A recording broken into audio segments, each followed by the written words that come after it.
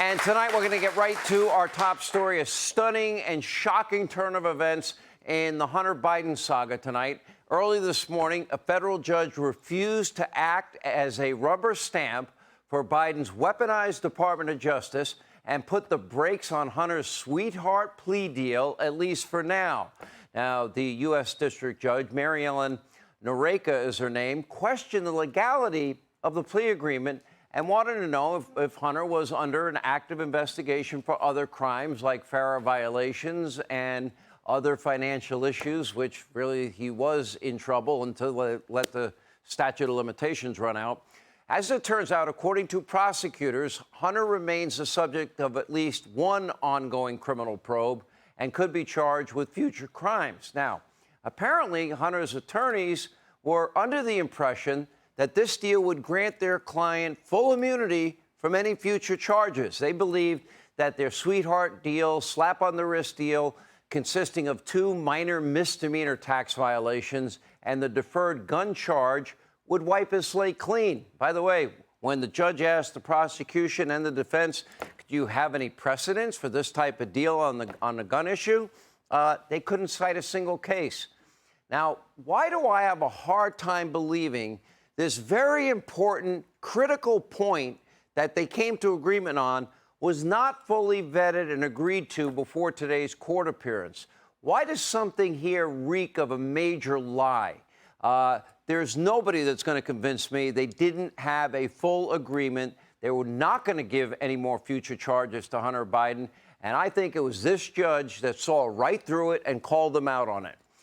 Then the judge allowed them to try and hammer out a final last-minute deal. But without that provision, there was no way Hunter's attorneys were going to allow him to do that.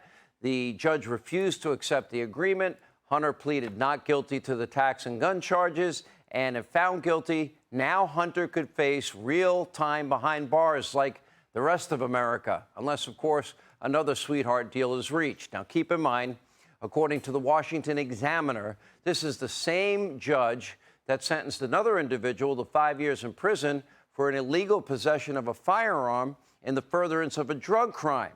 In the meantime, the judge ordered Hunter Biden to actively seek employment and barred him from possessing a firearm, prohibiting from using alcohol or any illegal drugs, and required him to submit to random drug testing. And, according to federal prosecutors, Hunter could also be charged in the future with a variety of other crimes, including not registering as a foreign agent, as FARA requires.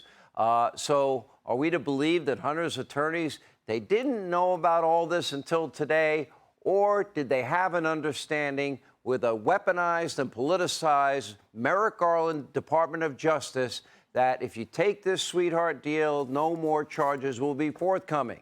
This does not meet the smell test to me.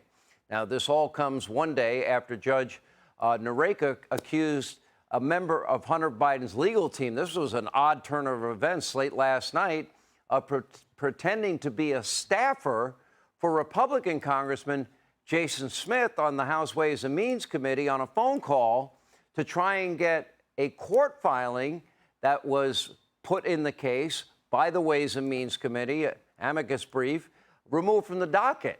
Now, Congressman Smith, who serves on that committee as chairman, previously submitted this filing asking the judge to consider new evidence against Hunter from the 2 whistleblowers who recently testified very credibly on Capitol Hill. Now, Chairman Smith, Chairman Comer, Chairman Jordan will all join us in a minute. But, of course, the Biden legal team says this is all one big misunderstanding. Really? On such an important deal point. We're to believe that. I don't believe it. Just like misunderstanding surrounding Hunter's sale of his art, his paint by numbers. Remember, the White House had promised that Hunter's paint by numbers portraits of a crackhead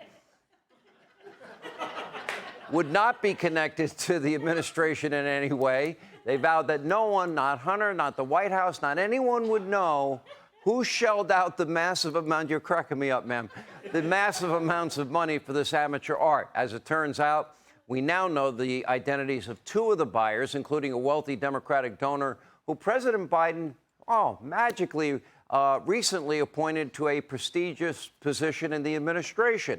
Another buyer was Hunter's so-called sugar brother, Kevin Morris, who helped Hunter pay off some of his back taxes and even bought Hunter a brand new car. And evidently, one can get special access to the Bidens if the price is right. Just make sure to check out, to Hunter and check in with him that the big guy likes to keep up with appearances. So the big question tonight is what will happen to Hunter, but more importantly, what will happen to Joe Biden as a result of everything we're learning and everything we know?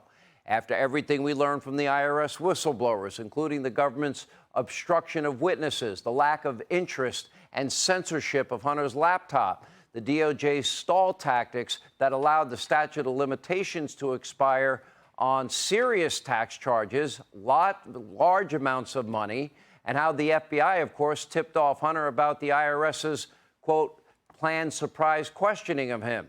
How can anyone involved be trusted by anybody in the American public? Hey, Sean Hannity here. Hey, click here to subscribe to Fox News YouTube page and catch our hottest interviews and most compelling analysis. You will not get it anywhere else.